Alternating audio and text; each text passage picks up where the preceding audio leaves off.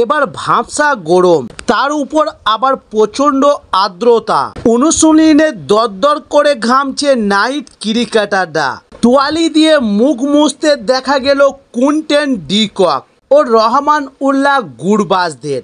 তবে ক্লান্ত শরীরে কেউ কেউ বসে পড়েছেন সবুজ গালিচায়। মিনিট 15 হলো মাঠে নেমেছে পাঞ্জাব কিংসও, কিন্তু তিনি কোথায়? অবশেষে ব্যাট জোড়া দোলাতে দোলাতে মাঠে ঢুকলেন শ্রেয়স আয়ার। শনিবার ইডেনে পাঞ্জাব ও কলকাতা ফিরতির লড়াইয়ে তিনি যে মুখ্য চরিত্র। তবে গতবার শ্রেয়স আয়ারের নেতৃত্বেই চ্যাম্পিয়ন হয়েছিল কলকাতা নাইট রাইডার্স, কিন্তু আর্থিক চুক্তি নিয়ে বনিবানা না হওয়ায় শ্রেয়স আয়ারকে রিলিজ করে দেয় শাহরুখ খানের দল।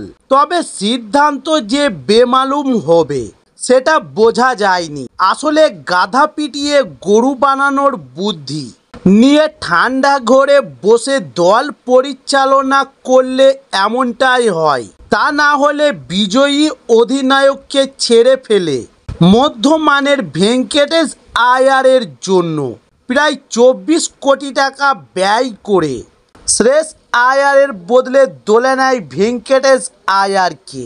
তবে শ্রেয়স আয়ার এবার দুর্দান্ত ফর্মে, তিনি নিজেও রানের মধ্যে আছেন। ইডেনে আরও একটা হিসেব মিলানো যে তার কেকেআরের কর্তাদের মুখের উপর জবাব দিতে চান মুম্বাই কর, তাই অনুশীলনে নিজেকে উজাড় করে দিলেন।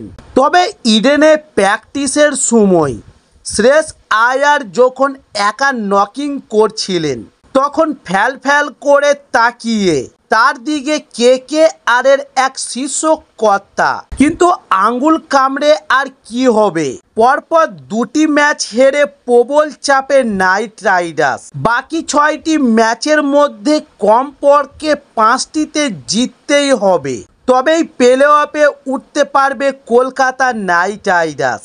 তাই এবার প্রচণ্ড চাপ বাড়ছে কোচ চন্দ্রকান্ত পণ্ডিতের উপর। ফর্মে না থাকা অ্যান্ড্রে রাসেলকে বাদ দেওয়ার দাবিও জোরালো হচ্ছে। তবে এবার তাহলে কি পাঞ্জাব ম্যাচে ডাগ আউট হবে রাসেলের ঠিকানা? তবে ক্যারিবিয়ান মহাতারকা ছন্দে ফিরতে মারিয়া টিম মাঠে আসার আগেই তিনি সিবিএর ইনডোরে ঢুকে পড়েছিলেন। ঘণ্টা দেড়েক পর যোগ দেন দলের সঙ্গে। দীর্ঘ আইপিএল ক্যারিয়ারে রাসেলের এতটা খারাপ সময় আসেনি এবং স্পিনারদের বিরুদ্ধেও হামাগুড়ি দিচ্ছেন। লেগ স্পিনারদের বিরুদ্ধে তার দুর্বলতা প্রকট। 8 ম্যাচে ব্যাট হাতে মাত্র 55 রান সংগ্রহ করেছে।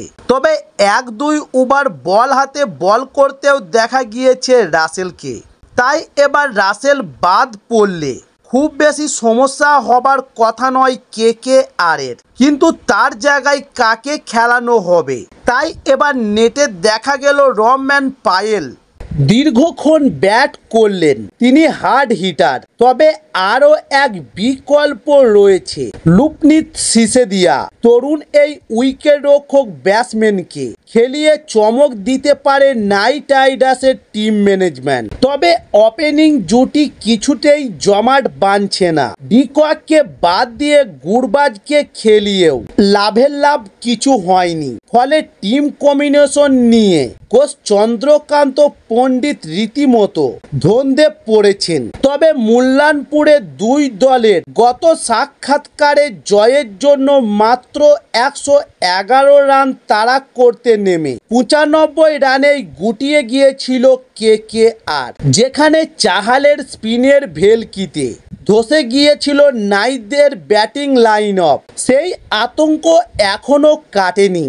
তবে ইডেনে পিচে হালকা ঘাস রয়েছে। প্র্যাকটিসের আগে রাহানে ভেঙ্কটেশরা দলবদ্ধ হয়ে উইকেট দেখলেন, কিন্তু কিছু কি বুঝতে পারলেন? ইডেনের উইকেট যেন নাইটদের কাছে গোলক ধাঁধা।